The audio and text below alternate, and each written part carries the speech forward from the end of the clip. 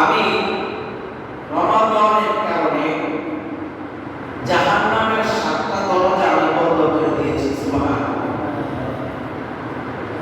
আমরা কি হারাইতেছি? আল্লাহ কি দিয়েছেন, আমরা কি হারাচ্ছি? আল্লাহ বলেন, আমি রমাদানের উপলক্ষে আমি জাহান্নামের 7টা দরজা বন্ধ করে দিয়েছি। সুবহানাল্লাহ। আর জান্নাতের 8টা দরজা করে দিয়েছি। আর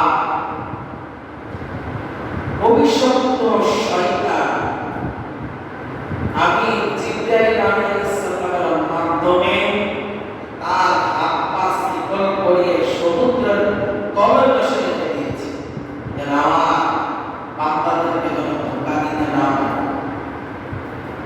এই রমাদান হারিয়েছে যে আল্লাহ সুবহানাহু ওয়া তাআলা রমাদানের উপলক্ষে একটা নফল ইবাদত করছেন, অন্য সময় একটা ফরজের সমতুল্য নেকি দেওয়া হয়। সুবহানাল্লাহ।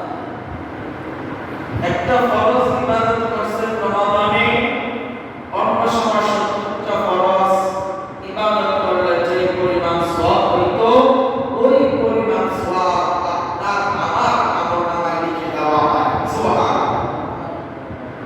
এই রমাদান হারাচ্ছি, কত দামি রমাদান, আপনি রমাদান পর্যন্ত রেখায় দেন। আল্লাহ তাআলা বলেন, রমাদানে আমি গুনাহগারদেরকে মাফ করার সুযোগ দিয়েছি। সুবহানাল্লাহ। আমি অসংখ্য জাহান্নামী কয়েদিদেরকে প্রতিদিন জান্নাত দিতেছি। সুবহানাল্লাহ। আপনি বুঝতেছেন বিষয়টা কি? রমাদান হারাচ্ছে। আল্লাহ বলতেছেন, বান্দা আমি তোমাকে এরকম একটি মাস দিয়েছি, যেই মাসটার ভিতরে তুমি রোজা রাখো, তোমার মুখের দুর্গন্ধ আমার কাছে এত প্রিয়, মেশক আম্বরের চাইতে প্রিয়। সুবহানাল্লাহ। কেন রমাদান হারাইছে? আল্লাহ বান্দা এরকম রমাদান জানো, ইফতারের আগে দোয়া করো, আমি আল্লাহ তাআলা কবুল করে নিই। সুবহানাল্লাহ। বান্দা সাহরের আগে দোয়া করো, আমি এই দোয়া কবুল করে নিই। সুবহানাল্লাহ। বান্দা শুধু তাই নয়, তোমাকে আমি এই রমাদান কেন দিয়েছি জানো? তুমি 7 বছর গুনাহ করছো, 70 বছর গুনাহ করছো, আমার কাছে এসে মাপ চাও, আমি সব কিছুর গুনাহ মাফ করে দেব। সুবহানাল্লাহ। কি রমাদান হারাইছে, কি রমাদান হারাইছে।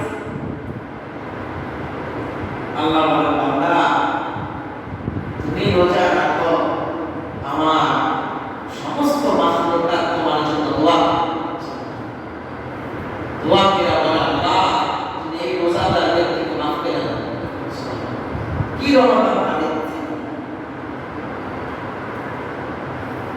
তাহলে রমাদান থেকে আমরা কি শিক্ষা নিলাম? রমাদান আল্লাহ তাআলা আমাদেরকে পুরস্কার দিয়েছেন, আমরা কি পুরস্কার দিতে পারতেছি কিনা? আল্লাহ বলেন, বান্দা রোজাটা রাখো আমার জন্য। তুমি নামাজ পড়ছো, আমি ফেরেশতাদেরকে বলবো, ফেরেশতারা তুমি তাকে ডাক দিয়ে দাও। হজ করছো, ফেরেশতাদেরকে বলবো, ফেরেশতারা তার হজের যেই ডাকটা পাইছো ওই ডাক দিয়ে দাও। তুমি যাকাত দিছো, আমি বলবো, ফেরেশতা যাকাতের যে ডাক পাইছে দিয়ে দাও। আল্লাহ বলেন, বান্দা শুধু একটা আমল আমার নিজ হাতে দিব, আস-সাওমুলি ওয়া আনা আজজি বিহি, শুধু রোজা আমার জন্য রাখো, এটা আমি নিজ স্বয়ং আমার হাতে দিব। সুবহানাল্লাহ। আর কোন আমল দিতে বসে, একটা আমল, এটার নাম কি? রোজা। এটার নাম কি? রোজা। এটার নাম কি? রোজা। কত বড় ফজিলত! যারা রোজা রাখছে, আলহামদুলিল্লাহ, আলহামদুলিল্লাহ। যারা রোজা রাখছে তাদের কপাল পোড়া,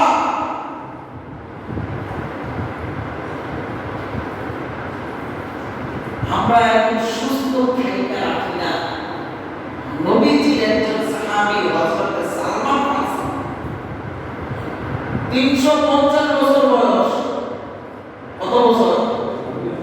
350। আপনার আমার বয়স কত? রোজা রাখি। সালমান ফার্সির বয়স 350 বছর। মৃত্যু সময় ডাক্তার বলছে সালমান ফার্সি আপনি রোজা রাখেন।